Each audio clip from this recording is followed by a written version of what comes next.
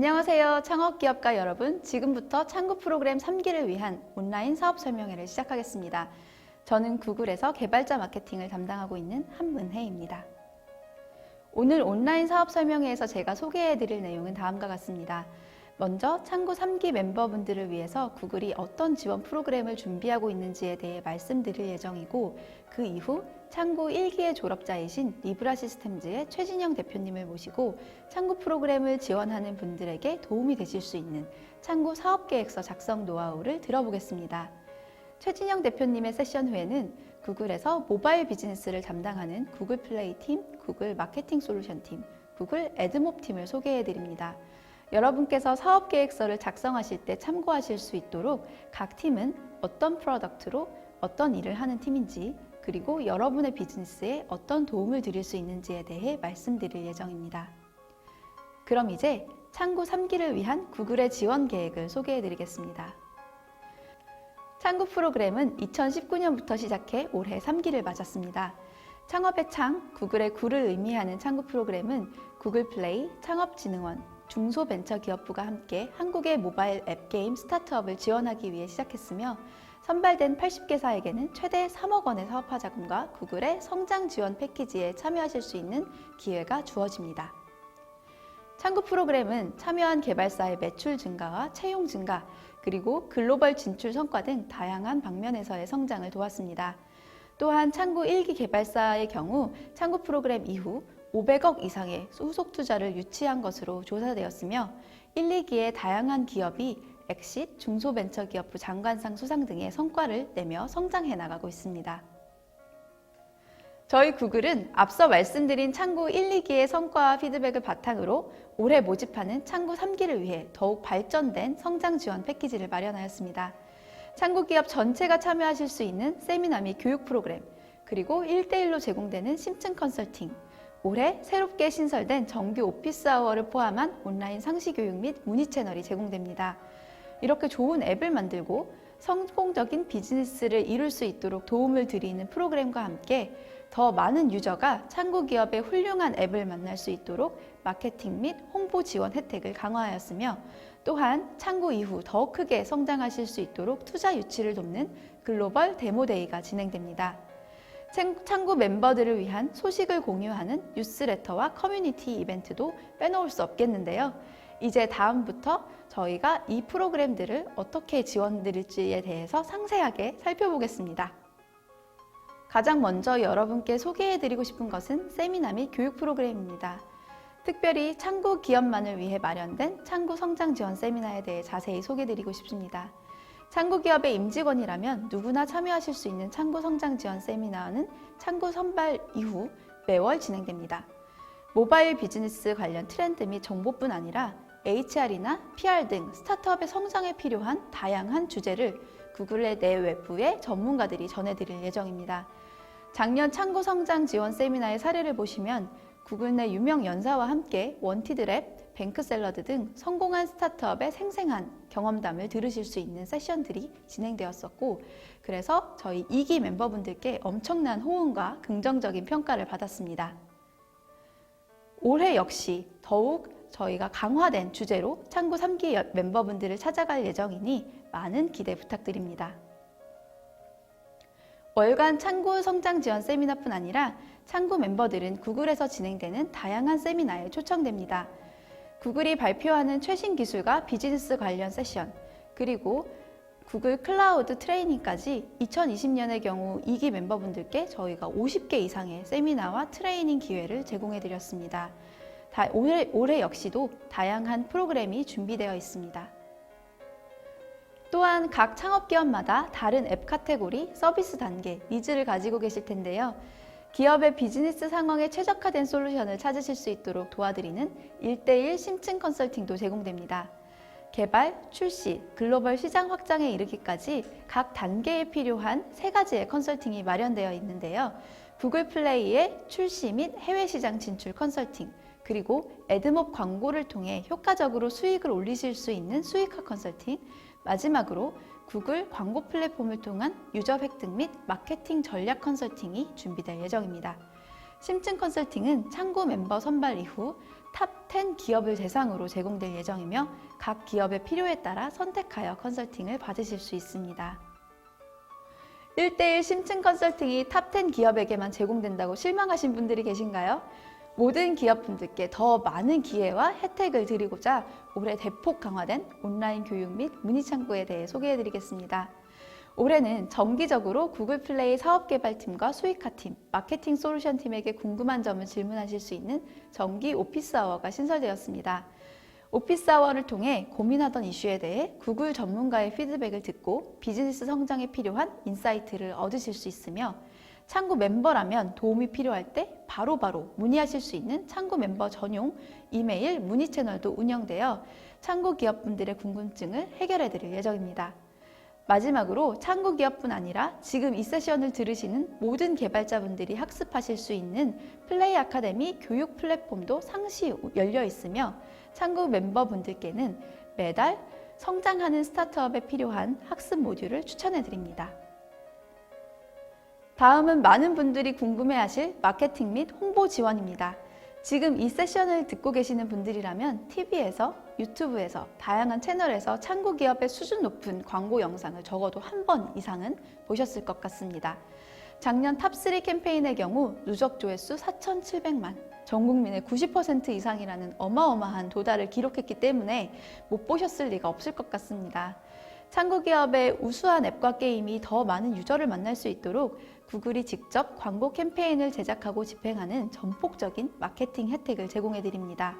이 혜택은 창구 멤버 선정 이후 상위 기업을 대상으로 제공되는데요. 작년까지 탑3에 한해 제공되었던 이 혜택이 올해 좀 더 많은 기업들에게 돌아갈 수 있도록 지원 규모를 확장하였으니 많은 기대를 해주시면 좋겠습니다.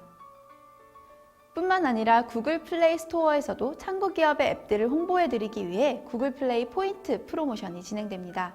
플레이 포인트는 플레이 스토어에서의 구매에 대해 포인트를 적립해드리는 구글 플레이의 포인트 적립 시스템입니다.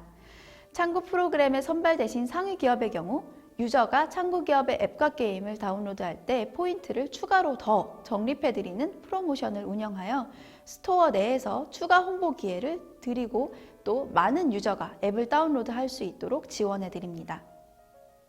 창구 기업의 투자 유치를 지원해드리는 글로벌 데모데이에 대해서 소개해드리겠습니다. 창구 프로그램 이후에도 참여 기업이 지속적으로 성장하실 수 있는 동력을 제공하기 위해 마련된 이 프로그램은 500 스타트업스나 스트롱 벤처스와 같은 국내외 탑티어 VC와 창구 기업을 연결해드리는 그런 기회입니다. 참여하시는 기업의 역량이 최대한으로 돋보일 수 있도록 프레젠테이션 트레이닝, 슬라이드 디자인, 통번역 등을 구글이 지원하며 데모데이 이후 데모데이 내용을 리뷰하는 그런 후속 컨텐츠를 통해서 기업이 한 번 더 많은 사람들에게 알려질 수 있도록 지원합니다. 작년 데모데이의 경우 유튜버 태용과의 후속 컨텐츠를 포함해서 총 3만 뷰 이상의 조회수를 기록한 바 있습니다. 마지막으로 창구 멤버만을 위한 정기 뉴스레터 및 커뮤니티 지원에 대해 말씀드리겠습니다. 지금까지 소개해드린 다양한 혜택을 놓치지 않고 참여하실 수 있도록 창구 멤버분들께는 매월 뉴스레터를 보내드립니다. 구글에서 진행하는 다양한 세미나와 트레이닝 정보는 물론 깜짝 이벤트까지 각종 소식이 뉴스레터에 포함됩니다. 또한 창구 3기의 멤버뿐만 아니라 이전 기수까지 창구 기업들이 서로 소통하고 네트워킹 할 수 있는 온라인 공간과 커뮤니티 이벤트 역시 마련되어 다양한 창구 기업들이 서로 소통하고 또 공유하고 배워나가실 수 있도록 전폭 지원할 예정입니다. 지금까지 구글이 창구 3기를 위해 준비하고 있는 다양한 프로그램에 대해 소개해드렸는데요. 제 세션의 마지막은 창구 2기 멤버셨던 스튜디오 랩의 박성필 대표님의 말씀으로 마무리하고자 합니다.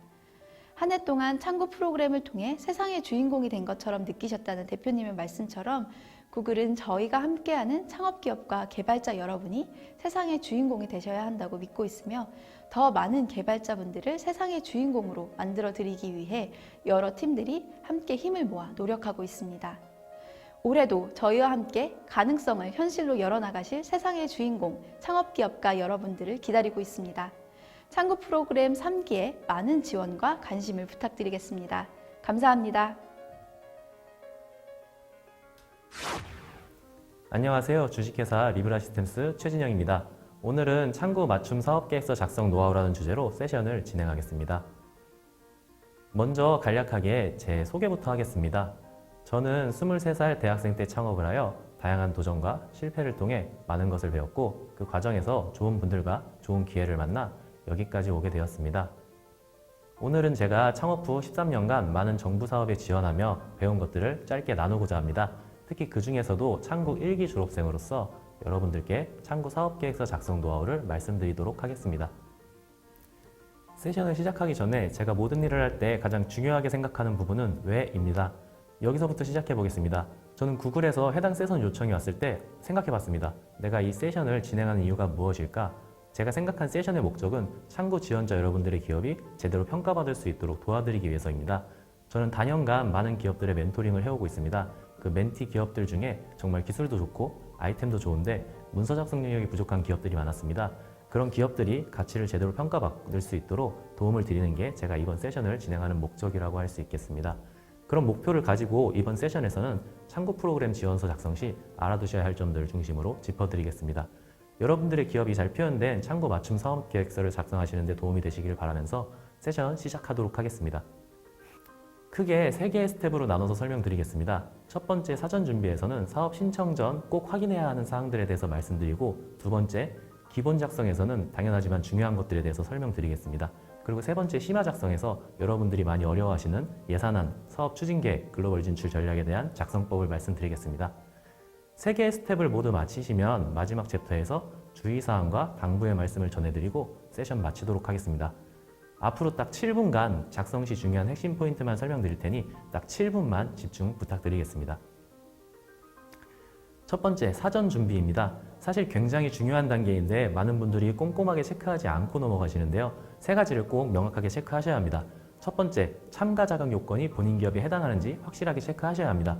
두 번째, 사업 진행 일정을 확인하시고 본인 기업이 참여 가능한 일정인지 체크하셔야 합니다.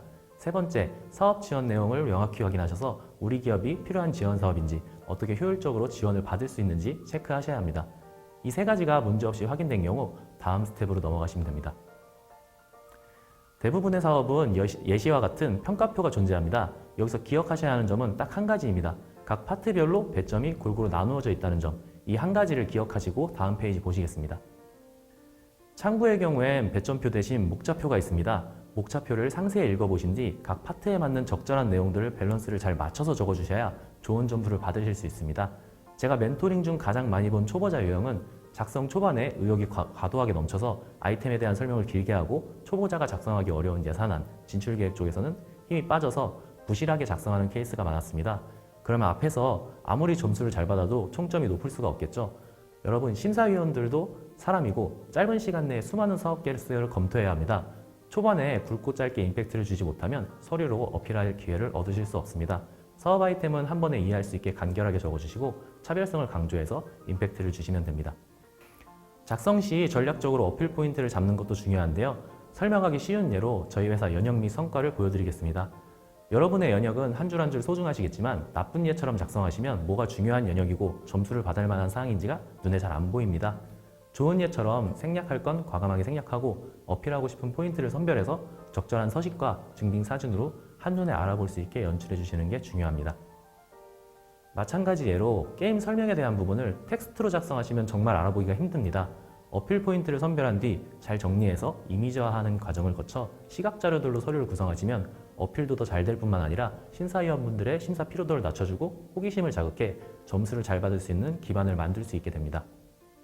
이제 많은 분들이 어려워하시는 심화 작성 파트입니다. 많은 분들이 매출 정보, 서비스 지표 같은 부분을 적는 걸 어려워하시는데 사실 어려운 게 아니라 걱정이 돼서 못 적는 분들이 많으실 겁니다. 여러분, 많은 스타트업 기업들이 재무 상태가 좋지 않은 것은 심사위원들도 잘 알고 있습니다. 현재 재무 상태가 안 좋으신가요? 그건 어쩔 수 없습니다. 해당 파트 배점을 좀 낮게 받고 다른 파트들에서 가능성으로 높은 점수를 받으면 그만입니다. 재무 상태를 작성하시다가 이렇게나 재무 상태가 안 좋으니 어차피 난 떨어질 거야 라는 생각으로 중간에 포기해버리시면 절대 안 됩니다. 지원하는 대부분의 다른 기업들도 상황은 마찬가지입니다. 자신감을 가지고 있는 그대로 적고 힘내서 다른 부분에서 점수를 잘 받을 수 있도록 합시다. 다음은 대부분의 초기 창업자분들이 작성 시 고전하시는 사업 추진 계획, 글로벌 진출 전략, 예산안 작성 시 중요한 3가지 포인트를 말씀드리겠습니다. 첫 번째는 누가 봐도 한눈에 파악되도록 작성하셔야 합니다. 저 같은 경우엔 표를 많이 활용하는 편인데요. 시간 순서대로 한눈에 파악할 수 있어 적절하게 활용하시면 좋습니다. 두 번째는 해당 사업에서 지원받는 내용들을 어떻게 효율적으로 활용할 것인지 반영해서 작성해 주셔야 합니다.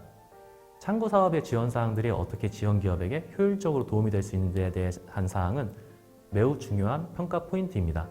예를 들어 지원 기업의 서비스에 어떠한 어려움이 있는데 어떠한 지원 사항들을 통해 어떻게 개선되고 어떻게 목표하는 시장에 진입할 수 있는지를 작성해 주시면 평가 시 좋은 점수를 받으실 수 있습니다. 마지막 3번째는 사업 추진 계획과 글로벌 진출 전략, 그리고 예산안까지 연계되도록 작성해 주셔야 합니다. 이미 다 적혀 있는 걸 보시면 당연하다고 느끼시겠지만 심사 시 해당 파트들을 보면 작성자가 진심으로 작성했는지 빈칸 채우기에 급급했는지 알 수 있습니다. 사업 추진 계획과 글로벌 진출 전략, 예산안 이 3가지는 꼭 연계되도록 작성이 되어야 합니다. 그리고 그래야 여러분이 실제로 프로젝트를 진행하실 때 해당 문서를 효율적으로 활용하실 수 있습니다. 앞서 말씀드렸듯이 예산안도 추진 계획에 연계돼서 작성되어야 합니다. 나쁜 예를 들어 설명하면 예산 사용 비율을 인건비에 몰아주게 되면 심사위원은 이렇게 생각합니다. 아니 그러면 출시 마케팅이나 글로벌 진출은 무슨 예산으로 진행을 하려는 거지? 컨텐츠 QA나 번역은 어떻게 하려는 거지? 좋은 예처럼 사업 추진 계획과 예산안이 딱딱 맞아 돌아가야 합니다. 각 지원 기업 상황에 맞게 예산을 짜시겠지만 어떻게 하면 예산을 효율적으로 사용할 수 있을지 고민하면서 추진 계획과 함께 천천히 하나씩 채워나가다 보면 전체 계획이 예산안과 함께 세워지실 겁니다. 마지막 챕터에서는 주의사항을 2가지 말씀드리겠습니다. 첫 번째는 증빙할 수 있는 내용들만 작성을 하시는 게 좋습니다. 나중에 증빙하지 못했을 때 불이익이 있을 수 있습니다. 두 번째는 대부분의 창업자분들이 서류 작업을 하면서 공통적으로 고민하시는 부분이 있습니다. 이렇게 시간 투자를 했는데 안 되면 어떡하지? 이 시간에 일을 하는 게 더 좋지 않았을까? 하는 생각입니다. 하지만 이런 생각은 문서를 끝까지 완성도 있게 작성하지 못하게 하는 가장 큰 장애물입니다. 프로젝트가 성공하지 못했다고 해서 그 프로젝트가 무가치하지 않은 것처럼 정말 제대로 작성했다면 합격하지 못한 서류도 훌륭한 자산이 될 수 있습니다. 이 말을 꼭 기억하셔서 단지 제출을 위해서가 아니라 제출하려는 프로젝트의 성공을 위해서 정말 사업 아이템을 문서화하고 계획을 세워보고 점검해 볼 수 있는 시간이라고 생각하시고 과감하게 시간 투자하셔서 제대로 끝까지 작성하실 수 있기를 바랍니다. 예비 합격자분들께 미리 당부의 말씀 한 가지 드리겠습니다. 여러분 합격하신 뒤에도 신경 써주셔야 할 것이 정말 많습니다. 협약부터 시작해서 정산, 그리고 주기적인 성과 보고와 성과 발표회까지.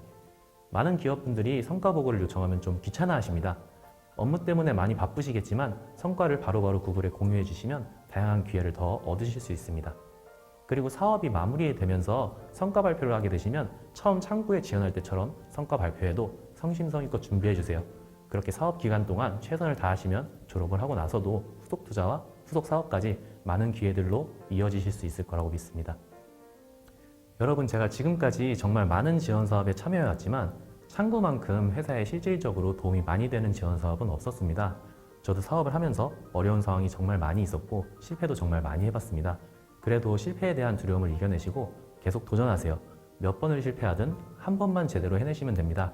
창구 프로젝트가 여러분이 제대로 해낼 수 있도록 도와줄 겁니다. 제 세션은 여기서 마치겠습니다. 감사합니다. 네, 안녕하세요. 저는 구글플레이 사업개발팀의 김원근 매니저입니다. 저는 오늘 여러분들께 구글플레이 스토어에 대해서 소개를 드리고 또 창구 지원을 고려하고 계시는 개발사분들께서 구글플레이를 통해서 최대한 성공적으로 앱을 출시하고 성장시킬 수 있는 과정에서 활용할 수 있는 솔루션들에 대해 소개를 드리고자 합니다. 구글 플레이 스토어는 안드로이드 OS를 사용하는 사용자들에게 개발사분들께서 제공해주신 앱과 게임을 비롯한 다양한 콘텐츠를 사용자들에게 소개해드리고 또 유통하는 플랫폼입니다. 저희는 이러한 플랫폼 내에서 개발사분들께서 더 효율적으로 그리고 안전하게 국내 그리고 글로벌 사용자들에게 콘텐츠를 제공할 수 있도록 다양한 솔루션을 제공하고 있습니다. 먼저 구글 플레이 스토어에 대해서 조금 더 소개를 드리자면 지난해 진행된 안드로이드 11 개발자 행사에서 저희는 사용자와 개발자에게 더욱더 좋은 경험을 제공하기 위해 기술적인 퍼포먼스가 우수하고 사용자들을 사로잡는 컨텐츠를 갖고 있는 퀄리티가 우수한 앱과 게임을 우선하도록 구글 플레이 랭킹과 추천 앱, 그리고 추천 게임 로직, 그리고 피처링 로직이 개선되었다는 스토어의 어떤 변화 방향에 대해 공유를 드렸었습니다. 오늘 이러한 변화된 환경에서 여러분들의 앱과 게임이 더 많은 유저들에게 도달할 수 있도록 3가지 영역에 집중해 주십사 다시 한번 제안을 드리고자 합니다. 첫 번째로 강조드리고 싶은 부분은 우수한 인게임 그리고 인앱 사용자 경험입니다. 인앱 사용자 경험은 좋은 온보딩 그리고 최초 사용자 경험이 잘 구축된 앱을 말하고 있고, 저희는 더 나아가서 사용자들이 다시 돌아올 만큼 충분한 양질의 컨텐츠를 갖고 있는지를 매우 중요하게 보고 있습니다. 두 번째로 앱과 게임의 안정성에 대한 부분입니다. 크래시가 발생한다거나 앱이 응답하지 않는 안정성에 문제가 있는 경우 구글 플레이서의 노출 기회가 제한될 수 있습니다. 그리고 마지막으로 효과적인 스토어 리스팅에 대한 부분입니다. 사용자들은 여러분의 앱과 게임이 제공하는 바를 명확하게 이해할 수 있어야 합니다. 개발자 콘솔 도움말을 통해 스토어 등록 정보 및 에셋에 대한 구체적인 가이드와 권장 사항에 대해 상세하게 안내를 드리고 있사오니 앱을 등록하시기 전에 꼭 한번 검토해 보시기를 권장드립니다. 특히 게임의 경우 해당 가이드에 나와 있는 대로 가로용 스크린샷을 반드시 3장 이상 등록하시기를 권장드립니다. 이렇게 변화된 플레이스토어에서는 개발사의 규모와 관계없이 좋은 앱과 게임들의 훨씬 더 많은 노출과 개인화된 추천이 이루어지고 있으며, 앱을 성공적으로 출시한 일부 창구 1, 2기 개발사들은 작년 하반기 오가닉 인스톨이 가장 많이 발생한 한규 신규 개발사에 포함되기도 했습니다. 창구 3기에 지원하시는 개발사분들께서도 구글 플레이 스토어를 통해 성공적으로 앱을 출시하고 더 많은 유저들에게 사랑을 받으실 수 있기를 바라며, 창구 프로그램이 이러한 여정에서 조금이나마 도움이 되었으면 좋겠습니다. 첫 번째로 소개해드릴 기능은 안드로이드 바이탈 리포트입니다. 앞서서 앱의 안정성이 매우 중요하다고 말씀을 드렸었는데요. 구글 플레이에서는 앱의 안정성에 대해서 항상 모니터링을 하고 있고, 그 결과에 대해서 구글 플레이 콘솔 내에 안드로이드 바이탈 리포트를 통해서 개발사에게 제공을 하고 있습니다. 개발사 여러분들께서는 해당 리포트를 통해서 우리 앱 내에서 어떤 기기에서 또 어떤 안드로이드 버전에서 어떠한 문제가 발생하고 있는지, 크래시 문제가 발생하고 있는지, 응답 없음 문제가 발생하고 있는지를 확인하실 수 있고, 특히 해당 리포트에서 저희가 정해놓은 인계점에 대해서도 공유가 되고 있으니까 해당 인계점을 넘는 수준에서 크래시가 발생하고 있다라고 한다면 빨리 적극적으로 좀 조치를 취하실 수 있을 것 같습니다. 더 나아가서 특정 인계점이 넘었을 때 또 개발사 여러분께서 알람을 받을 수 있는 기능도 있기 때문에 해당 알람 기능까지 좀 적극적으로 활용하시기를 권장을 드립니다. 네, 다음으로 소개해드릴 기능은 동종 앱 그룹과의 퍼포먼스 비교 리포트입니다. 과거의 콘솔을 통해서는 이제 운영하시는 앱에 대한 데이터만 확인할 수 있었다면, 새로 추가된 해당 리포트를 통해서 설정하신 카테고리에 있는 동종 앱 그룹과의 퍼포먼스를 비교할 수 있습니다. 비교할 수 있는 예시 벤치마크로는 스토어 내에서의 설치 전환율, 다우 마우와 같은 스티키니스 지표, 그리고 알프다우, 그다음에 구매 전환율, 그리고 알프프와 같은 지표들에 대해서 비교를 할 수 있습니다. 앞서서 효과적인 스토어 등록 정보가 등록되어 있고 또 앱의 퀄리티가 매우 중요하다고 말씀을 드렸는데요. 해당 어떤 벤치마크의 비교를 통해서 저희의 앱이 혹은 저희의 게임이 피어 그룹 대비 좀 우수하게 스토어 등록 정보가 갖춰져 있고 전환율이 잘 나오는지, 또 우수한 스티키니스 지표를 달성하고 좋은 퀄리티를 달성하고 있는지에 대해서 한번 비교 분석을 해보실 수 있으실 것 같습니다. 네, 다음으로 구글 플레이의 다양한 테스트 트랙에 대해서 안내를 드리고자 합니다. 사실 구글 플레이의 이제 업데이트랑 런칭에서 쓰시는 프로덕션 트랙 외에도 다양한 테스트 트랙들이 있습니다. 그래서 창구 지원하시는 개발사분들께서 아마도 이미 런칭을 하셨거나 혹은 런칭을 앞두고 계시는 단계라면 사실은 런칭 이전에 조금 더 이른 시점에 아직 게임이 충분히 준비되어 있지 않다고 하더라도 기술적인 안전성을 검토하기 위한 목적의 베타라거나 혹은 리텐션을 점검하고 개선하기 위한, 최적화하기 위한 베타라거나 혹은 런칭 직전에 수익화 모델까지 게임이나 앱 내에 들어가고 나서는 수익화 모델에 대해서 검증하기 위한 베타를 좀 진행하시고, 이런 부분을 반영해서 게임이 최적화된 이후에 풀 런칭이 된다면 훨씬 더 스토어에서 좋은 성과를 거두시고 많은 효과를 거둘 수 있으시리라 생각을 합니다. 다음으로 저희 구글 플레이 팀에서 제공드리고자 하는 비즈니스 컨설팅에 대해서 소개를 드리고자 합니다. 창구 탑10 개발사들에게 저희 구글 팀에서 컨설팅을 좀 드리고자 열심히 노력하고 준비 중에 있는데요. 구글 플레이에서는 앞서 소개드렸던 것처럼 사실 프로덕트 자체적으로 앱 개발사 그리고 게임 개발사들의 어떤 출시랑 릴리즈에 앱 플랫폼으로서가 아니라 더 나아가서 어떤 데이터 인사이트 플랫폼으로서 더 기여할 수 있도록 노력을 하고 많은 준비를 하고 있습니다. 저희가 탑10 개발사에게 제공해드리고 또 도움을 드리고자 하는 부분도 이러한 부분에 관련이 있습니다. 저희가 조금 더 시장에 대한 데이터 그리고 앱 카테고리한 데이터가 많이 있기 때문에 그러한 부분을 바탕으로 각 개발사에서 어디에 더 역점을 두고 게임이나 앱을 개발시켜 가야 되는지 어떤 런칭 전략을 펼치셔야 되는지에 대해서 가이드를 드리고 또 논의를 함께 하고자 합니다. 그래서 만약 이미 기출시하신 개발사라고 하신다면 피어그룹과의 어떤 데이터를 통해서 또 지역별 데이터를 통해서 저희가 어떤 지역에서 피어그룹과 비교할 때 어떤 부분에서 더 개선이 가능한지 또 저희가 참고할 수 있는 사례들은 어떤 것들이 있을지 함께 의논하고 또 검토해 볼 수 있을 것 같습니다. 그리고 아직 출시를 하시지 않은 개발사라고 하신다면 저희가 어떤 지역에서 어떤 목적으로 각각의 테스트나 베타를 진행해야 되는지 점검해 볼 수 있을 것 같고요. 각 목적에 맞는 테스트나 베타 혹은 소프트 런칭을 진행할 때 저희가 어떤 지표를 갖고 KPI를 세팅하고 또 어떤 목표로 벤치마크를 수립해야 되는지에 대해서도 함께 검토해보고 의논해 볼 수 있을 것 같습니다. 네, 지금까지 창구에 지원하시는 개발사분들께서 활용할 수 있는 구글 플레이 솔루션과 또 저희의 지원 방향에 대해서 안내를 드렸습니다. 앞으로도 구글과 구글 플레이 그리고 창구 프로그램이 중기부와 창업진흥원과 함께 저희 한국의 스타트업들의 성공과 또 글로벌 진출에 더욱더 기여할 수 있도록 더 노력하고 열심히 준비하고 있겠습니다. 감사합니다. 안녕하세요. 저는 구글 마케팅 솔루션 팀의 김은이라고 합니다. 이번 순서에서는 여러분들의 앱을 성장시키기 위한 유저 획득 마케팅의 중요성과 저희가 이를 어떻게 도와드릴 수 있을지 간략히 소개해드리려 합니다. 일단 여러분들의 앱, 더 많은 유저들을 만나서 성장하는 것이 중요할 텐데요. 앱의 성장을 위해 여러분들은 앱스토어 최적화, 검색 엔진 최적화, 소셜미디어 등을 다양하게 활용하고 계실 거라고 생각을 합니다. 그러나 앱 시장이 성숙해지면서 오가닉하게 앱이 발견된 가능성은 갈수록 희박해지고 있는데요. 그래서 점점 많은 앱들이 페이드 마케팅을 통해 유저들을 확보하고 있습니다.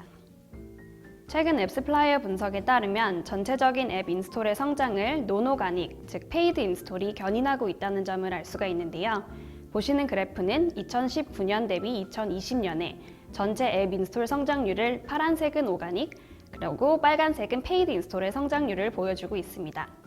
물론 카테고리에 따라 조금 다르기는 하지만 특히 게임과 교육, 비디오 플레이어 등의 카테고리에서는 특히나 페이드 인스톨이 전체 성장을 견인하고 있다는 것을 알 수가 있습니다.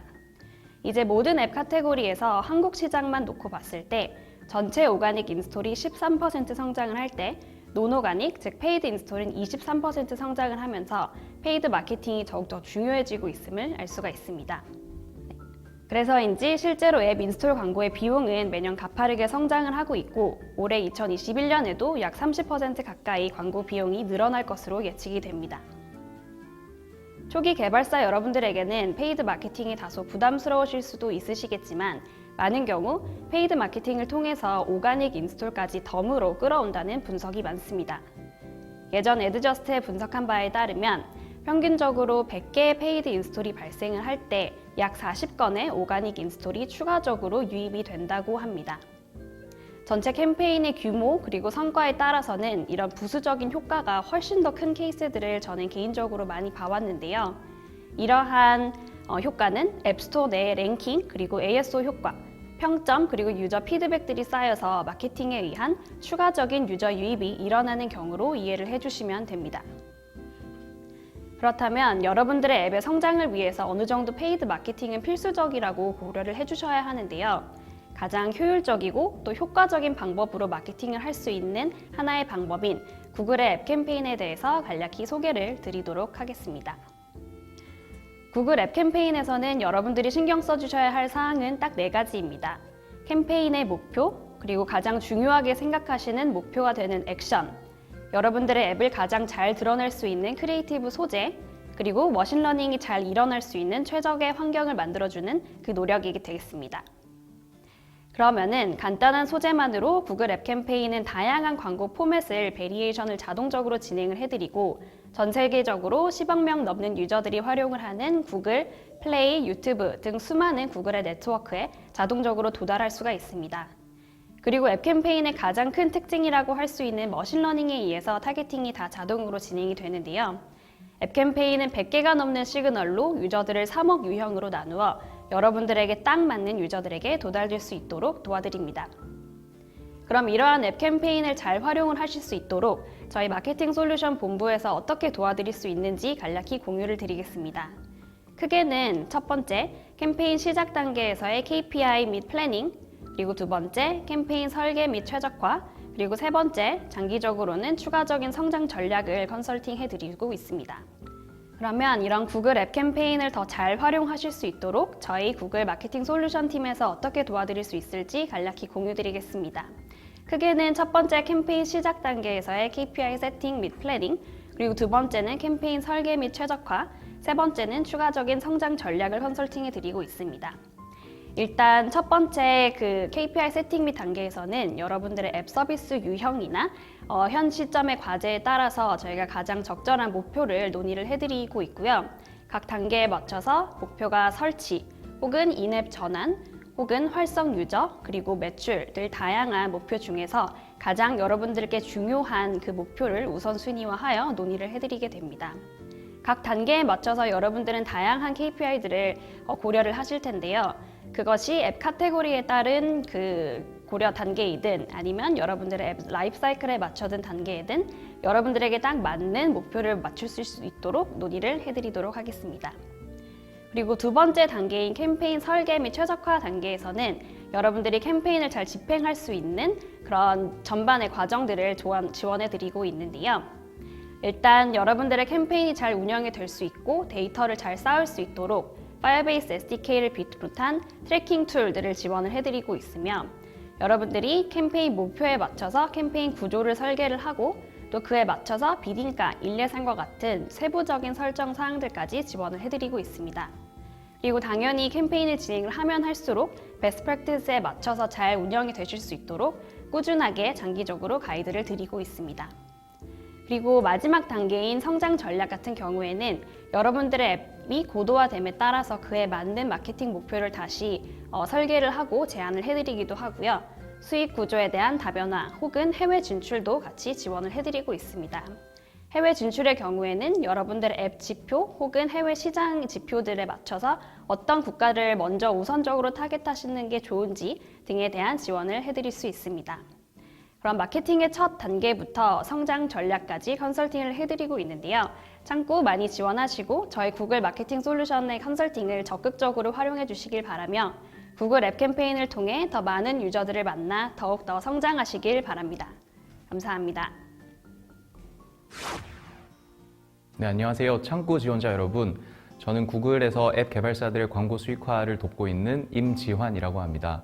오늘은 구글 애드몹을 활용한 앱 수익 창출에 대해서 말씀드리겠습니다. 네, 먼저 지금 지원 기업 여러분들께서는 대부분 어떤 수익 모델을 운영하실지에 대해서 고민이 끝나셨을 텐데요. 아직까지 고민이 맞춰지지 않으신 분들을 위해서 광고 수익화라는 수익 모델을 고려해야 하는 이유에 대해서 말씀드리려고 합니다. 네, 아시는 것처럼 저희가 크게 앱 수익 모델에는 결제, 광고, 그리고 그 사이에 있는 구독 모델이 있습니다. 그런데 사실 모바일 앱 사용자들을 실제로 나누어 보면 결제를 하는 유저들은 전체 유저의 5%가 되기가 힘든 것이 현실입니다. 그래서 우리의 과제는 나머지 95%의 유저를 어떻게 수익화할 것인가에 있다고 할 수 있습니다. 네, 아무리 유저가 좋은 유저이고 또 앱이 좋은 앱이라 하더라도 결제를 실제로 하지 않는 유저의 LTV, 그러니까 현금화되는 가치는 0이라고 할 수 있습니다. 그리고 결제하지 않는 유저들의 95%를 잡는 방법은 결국 광고 수익화라고 할 수 있습니다. 네, 지금 보시는 것처럼 이미 수많은 개발사들이 광고 수익화를 수익 모델의 하나로 고려하고 있는 것을 확인하실 수 있습니다. 글로벌 시장을 보면 이미 인앱 광고 매출이 인앱 결제 총액을 초과한 것을 보실 수 있습니다. 그리고 개발사들도 이미 광고 수익화의 진가를 알아보고 있습니다. 광고 수익화가 실제로 리텐션에도 도움이 되고 유저의 경험을 향상시키는 데도 도움이 된다라는 응답을 많이 한 것을 볼 수가 있습니다. 그리고 실제로 사용자의 광고 수용도도 날이 갈수록 높아지고 있습니다. 그래서 지금까지는 앱의 어떤 장애 요소로 인식했지만 지금은 앱을 더 풍요롭게 이용하는 데 도움이 되는 요소라고 파악하고 있습니다. 특히 해외 진출을 고려하는 개발사라면 광고 수익 모델을 더더욱 고려해야 합니다. 우리나라와 달리 다른 시장에서는 광고 수익의 비중이 더더욱 높아지기 때문에 해외 진출을 고려하시는 개발사들께서는 광고 수익화를 더욱 적극적으로 고려하시는 것을 추천드립니다. 네, 그럼 본격적으로 광고 수익화의 어떠한 형식을 통해서 광고 수익화를 이룰 수 있는지 말씀드리겠습니다. 네, 먼저 이 사례는 저희 국내 굴지의 게임 개발사인 433의 복싱스타라는 타이틀인데요. 이 게임은 기존의 인앱 결제 모델에 더하여 광고 수익화까지 도입해서 광고 수익을 통한 매출 향상에도 도움을 받았을 뿐만 아니라 유저의 리텐션까지 개선하고 결국은 유저의 더 높은 만족으로 이어지는 사례를 이루어내셨습니다. 여기서 보시는 것처럼 게임을 즐기는 유저는 인앱 결제를 통한 아이템 구매뿐만 아니라 광고를 봄으로써 새로운 재화를 얻을 수도 있고 또는 라운드에서 패배했을 때 실제로 부활하는 데 광고를 사용하고 있습니다. 이러한 사례를 보시면 결제를 일으킬 생각이 없었던 유저까지도 이러한 효과를 통해서 나중에 결제를 고려할 수도 있고 또는 광고 수익 그 자체로도 개발사에게 더 많은 수익을 가져다 줄 수 있습니다. 네, 결국 게임 개발사 및 앱 개발사의 입장에서는 어떠한 광고 형식을 사용함에 있어서 리워드를 통한 가치를 얼마나 부여하는가의 과제가 남을 수밖에 없는데요. 너무 낮은 가치를 부여하면 개발사 입장에서는 재정적으로 크게 부담이 되지 않을 수 있지만 가치가 매력적이지 않아서 유저의 시청 비율이 크게 감소할 수 있습니다. 반대로 너무 높은 가치를 부여하면 유저 입장에서는 광고의 매력을 느끼기 때문에 더 많은 사람들이 시청을 하겠지만 개발사 입장에서는 인앱 결제와 카니발이 일어날 수도 있고 또 실제적으로는 크게 매출 상승 효과가 없을 수도 있습니다. 결국 앱의 특성에 맞게 얼마나 적당한 가치를 부여하느냐가 핵심이라고 할 수 있습니다. 네, 그리고 보상형 광고는 비단 게임뿐만 아니라 일반 앱에도 굉장히 유용하게 활용될 수 있습니다. 여기 보시는 판도라 및 폴라리스 오피스의 사례를 보면 꼭 게임 앱이 아니라 하더라도 특정 보상형 광고를 시청함으로써 무료로 특정 곡을 듣는 기능이라든지 아니면 PDF 다운로드 등등의 추가 기능을 부여하는 것을 확인하실 수가 있는데 이를 통해서 실제 인앱 결제를 유도할 수도 있고 아니면 기존 무료 사용자의 만족도를 극대화할 수 있습니다. 네, 그리고 보상형 광고뿐만 아니라 사실 저희가 말씀드리고 싶은 전면 광고가 있는데요. 전면 광고는 앱 수익화를 고려함에 있어서 또 빼놓을 수 없는 중요한 요소라고 할 수 있습니다. 전면 광고는 사실은 우리가 기존에 알고 있던 배너 광고에 비해서 더 높은 단가로 더 많은 매출을 이루어낼 수 있는 광고 형식이기도 하고 보상형 광고의 경우는 굉장히 장시간 광고를 시청해야 함에 비해 전면 광고는 굉장히 짧은 동영상 시청으로도 유저가 게임 플로우에 크게 영향을 받지 않으면서 개발사 입장에선 높은 매출로 돌아올 수 있는 형식입니다. 또 하나의 국내 게임 개발사의 사례를 소개해 드리려고 하는데요. 버즈파우더의 경우에는 지하철을 타고 이동하면서 또는 잠깐의 대기 시간에 짧게 이용할 수 있는 캐주얼 게임을 개발한 개발사이고 이러한 특성을 활용해서 전면 광고를 통해 더 막대한 수익을 올리고 있습니다. 여기 보시면 고스톱 게임 또는 어떤 퍼즐 게임을 통해서 라운드 중간중간에 전면 광고를 짧게 5초 정도 노출하는 것을 보실 수가 있습니다. 이를 통해서 유저는 전면 광고를 5초 후에 바로 끄면 유저 입장에서도 크게 부담이 되지 않게 되고 개발사 입장에서는 쌓이고 쌓이는 매출이 큰 매출로 돌아오게 됩니다. 하지만 역시 전면 광고가 유저의 경험을 해칠 수 있다는 우려 때문에 많은 분들이 보수적인 입장을 취하기도 하시는데요. 사실 애드모브의 기능을 활용하시면 이러한 걱정도 최대한 덜 수 있습니다. 바로 저희가 지금 제공하고 있는 스마트 자동 분류라는 기능인데 애드모브를 이용하시는 모든 개발사분들께서 적극적으로 활용하실 수 있는 기능입니다. 이 기능은 쉽게 말해서 구글의 머신러닝 기능을 활용해서 실제 인앱 결제를 일으키지 않을 것 같은 유저만 선별해서 그들에게만 광고를 노출하는 기능입니다. 이 기능을 활용하시게 되면 인앱 결제의 가능성이 있을 것으로 판단되는 유저에게는 광고를 보여주지 않고 향후에도 결제 가능성이 매우 떨어질 것으로 예측되는 유저에게는 선택적으로 광고를 노출함으로써 결제와의 카니발라이제이션을 막고 또 유저의 만족도도 높은 수준으로 유지할 수 있는 기능입니다. 결국 돌아가면 저희 개발사의 항상 변하지 않는 목표 그리고 항상 목표로 달성해야 하는 부분은 탄탄하고 다양한 비즈니스 모델을 통해서 유저의 만족도를 항상 높게 유지하고 결국은 지속 가능한 서비스를 만들어 나가는 것이라고 할 수 있습니다. 그리고 여러분들께서 지금까지 인앱 결제 또는 구독 모델만을 고려하셨다면 이번에는 인앱 광고까지 함께 고려하셔서 더 다양한 유저의 니즈를 충족하고 또 더 지속 가능한 앱을 설계하시기를 바랍니다. 네, 이상입니다. 감사합니다.